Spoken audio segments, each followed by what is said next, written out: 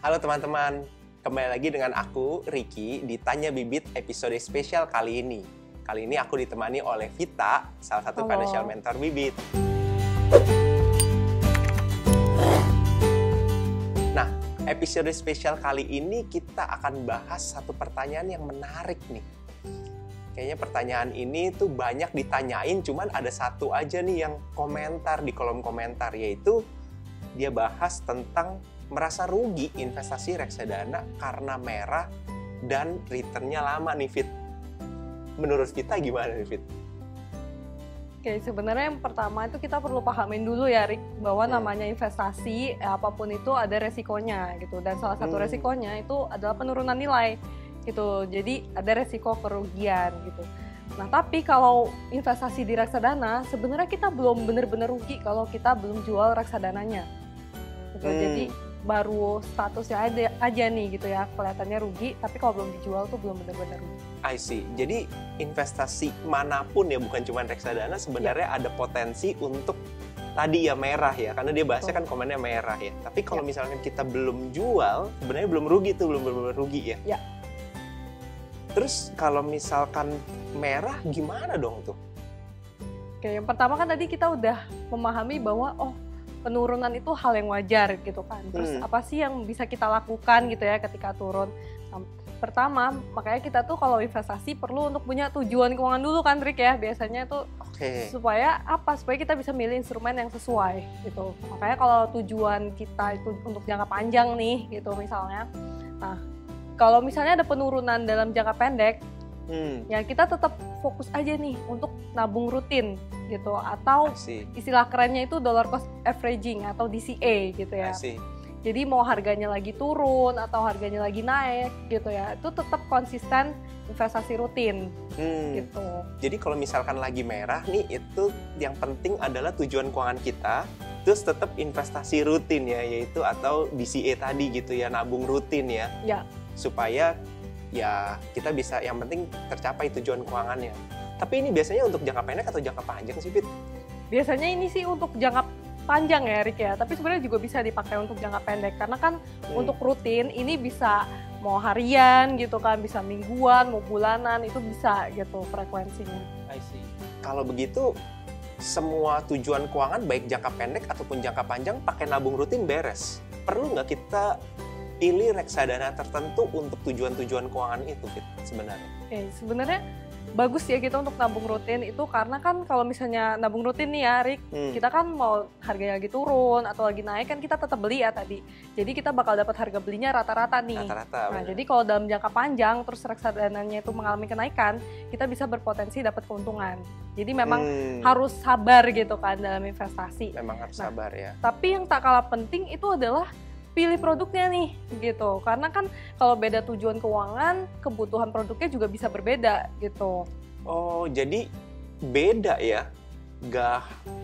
Maksudnya nggak cuman jangka pendek, jangka panjang semuanya nabung rutin, tapi kita harus tentuin juga produk keuangannya apa gitu ya? Betul. Nah, contohnya ini kan dia bilang di reksadana nih merah dan lama. Kalau begitu cara pilihnya gimana nih supaya kita bisa dapat reksadana yang benar sesuai dengan tujuan keuangannya yang kita tentuin gitu, Fit? Sebelum kita memilih produknya, sebenarnya kan kita harus pilih jenis reksadananya dulu nih, Rick. Oh, oke. Ya, kalau reksadana tuh kan umumnya ada 4 jenis ya. Gitu ada reksadana pasar uang, reksadana pendapatan tetap atau reksadana obligasi, reksadana campuran sama reksadana saham. Nah, sebenarnya ada rule of thumb-nya nih untuk sesuai dengan tujuan keuangan kita gitu. Jadi misalnya nih kalau untuk jangka pendek gitu ya, sekitar kurang dari 1 tahun sampai 1 tahun gitu bisa diinvestasikan di reksadana pasar uang.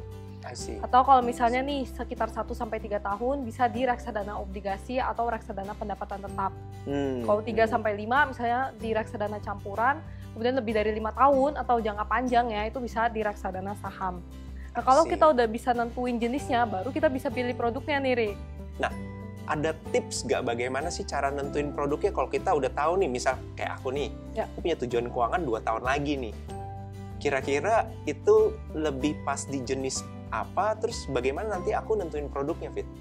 Oke, kalau dalam jangka waktu 2 tahun ya, tadi kalau yang kita bahas berdasarkan rule of thumb itu masih bisa masuk di reksadana obligasi atau reksadana pendapatan tetap nih, Rik. Oh, Tapi kalau misalnya Ricky takut nih kalau misalnya tiba-tiba turun gitu kan reksadananya. Kan nggak mau merah misalnya gitu nggak mau ya. merah, ya bisa diinvestasiin di yang lebih rendah resiko gitu, di reksadana pasar uang gitu, Rik. Makanya jangan lupa untuk tetap menyesuaikan dengan profil resiko kita gitu, selain dari tujuan investasi kita gitu. I see. Profil resiko itu gimana sih? Boleh jelasin dikit nggak? Mungkin Boleh. Ada yang bingung nih profil resiko nih, ada yang nanya nih. Jadi profil resiko tuh simpelnya tingkat toleransi kita ya terhadap suatu resiko nih. Misalnya nih, kalau udah turun dikit, kita gimana rasanya? Kalau misalnya baru turun dikit aja udah nggak nyaman, udah ketakutan, berarti kemungkinan memang tingkat toleransi resiko kita tuh rendah. Atau kalau profil resiko biasanya disebutnya konservatif.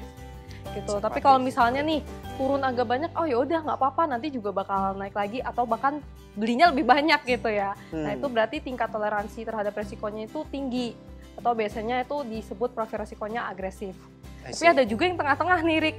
Gitu ya, mungkin nggak mau terlalu tinggi resikonya gitu, tapi kalau ada turun dikit masih bisa nerima nih, yaitu di profil resiko moderat gitu. Nah ya kalau misalkan udah tahu profil resikonya, gimana cara pilih jenis dan produknya tuh tadi tuh, ada tips nggak? Oke, tadi sebenarnya jenis udah ya, gitu ya. Jenis dari jangka waktunya tadi tuh ya, oh iya. Kalau jenis Produknya dari gimana? profil resiko gitu ya, jenis dari profil resiko ya kalau misalnya konservatif masih oke lah di yang reksadana pasar uang gitu ya, karena kan cenderung stabil naik tuh, Rik ya, dan resikonya rendah. Kalau moderat bisa di reksadana obligasi atau reksadana pendapatan tetap. Kalau yang agresif ya baru bisa mencoba-coba nih di reksadana saham. Udah tentuin nih, misalnya ke aku nih, aku 2 tahun, ternyata aku nggak mau nih yang merah-merah nih, reksadana pasar uang tadi. Ya. Tapi kan reksadana pasar uang tuh ada banyak tuh kalau aku lihat ya, bisa ditentuin dari keuntungannya, bisa ditentuin dari faktor-faktor lainnya. Nah, Vita sendiri ada tips nggak buat aku mau nentuin nih produk mana yang cocok nih buat aku nih gitu? Berarti ini milih produk ya, Rik ya? Iya. Betul, aku setuju banget karena memang ada banyak banget produk dan seringkali bingung gitu ya. Kalau aku di sini mungkin bakal kasih beberapa indikator nih yang bisa ada indikator Ricky ya ataupun teman-teman di sini pakai untuk memilih produk reksadana. Yang pertama itu kita bisa lihat dari return atau keuntungannya gitu. Keuntungan pasti. Iya kan, itu dong. yang semua orang mau untung. Betul. Jadi semuanya pengen untung gitu kan. Jadi bisa dilihat dulu misalnya keuntungan jangka pendek misalnya 1 tahun, terus ada yang jangka panjang 5 tahun. Itu kira-kira gimana nih? Gitu ya, bisa juga dibandingin dengan reksadana yang sejenis. Tadi kan reksadana pasar uang ya, jadi bisa dilihat nih return reksadana pasar uang A sama B misalnya lebih tinggi yang mana gitu. Kalau lebih tinggi kan berarti lebih cuan ya, Rik. Lebih cuan, biasanya orang cari yang lebih tinggi gitu kan ya. Betul. Selanjutnya tuh ada maximum drawdown. Jadi kalau tadi kita bahas keuntungan, sekarang itu lebih ke resikonya ya gitu. I see. Jadi maximum drawdown itu tingkat penurunan maksimum dari titik tertinggi ke titik terendah. Jadi simpelnya itu kayak resikonya reksadana gitu kan. Misal nih, maximum drawdown dalam 1 tahun gitu minus 5%.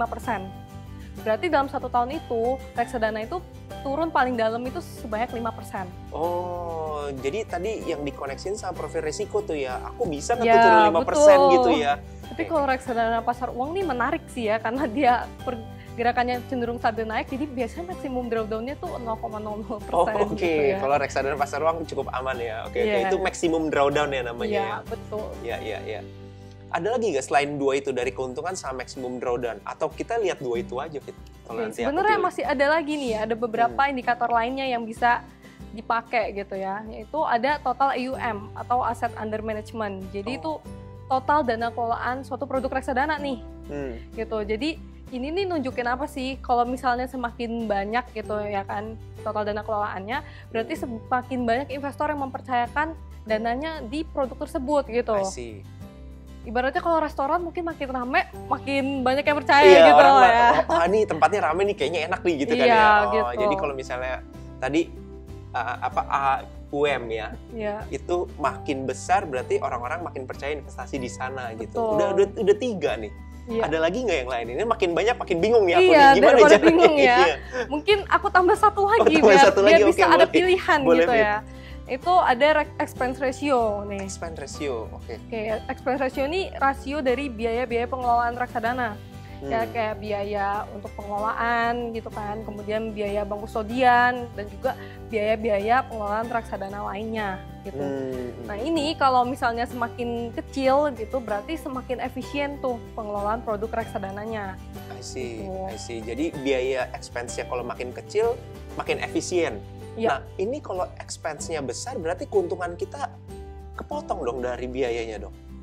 Menariknya, kalau misalnya investasi di reksadana, itu keuntungan yang kita peroleh nih, Rick, itu udah dipotong sama expense ratio.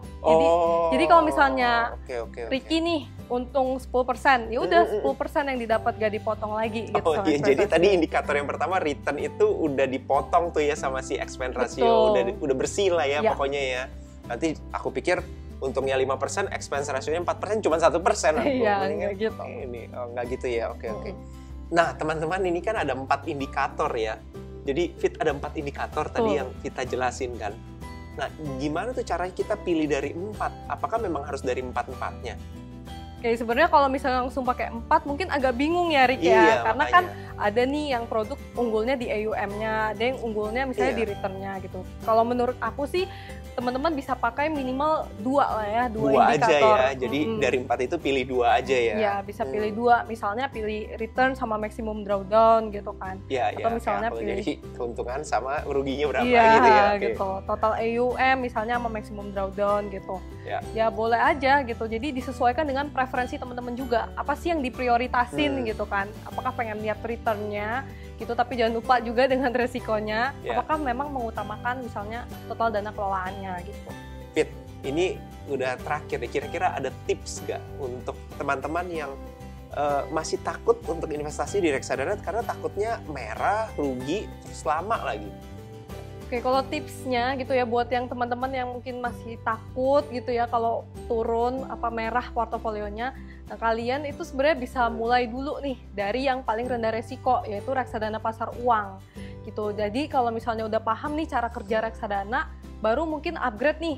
Misalnya udah mulai ngerti pengen ke reksadana pendapatan tetap atau ke reksadana saham ya yang bisa mengalami penurunan gitu. Nah kalau teman-teman udah paham bahwa investasi ada resikonya dan juga ya sangat mungkin untuk mengalami penurunan gitu ya dalam jangka pendek. Jadi teman-teman kalau udah punya tujuan buat jangka panjang, yang penting itu adalah tetap konsisten untuk nabung rutin dan capai tujuan keuangan kalian. Thank you banget untuk masukan dari Vita ya. Jadi untuk teman-teman yang masih ragu atau merasa investasi reksadana itu merah, rugi, lalu lama, yang penting adalah fokus pada tujuan keuangannya dan nabung rutin terus tuh tadi teman-teman. Oke, nah ini edisi spesial sekali lagi Tanya Bibit untuk membahas satu komentar ini karena memang situasi sekarang banyak yang memungkinkan reksadana kita menjadi merah, dan semoga melalui Tanya Bibit kali ini dan pengetahuan yang didapat dari Vita bisa membuat teman-teman jadi lebih tenang dan tetap percaya untuk berinvestasi. Terima kasih teman-teman, jangan lupa subscribe dan komentar dan tanya kalau misalkan masih ada pertanyaan lagi. Sampai jumpa di Tanya Bibit selanjutnya.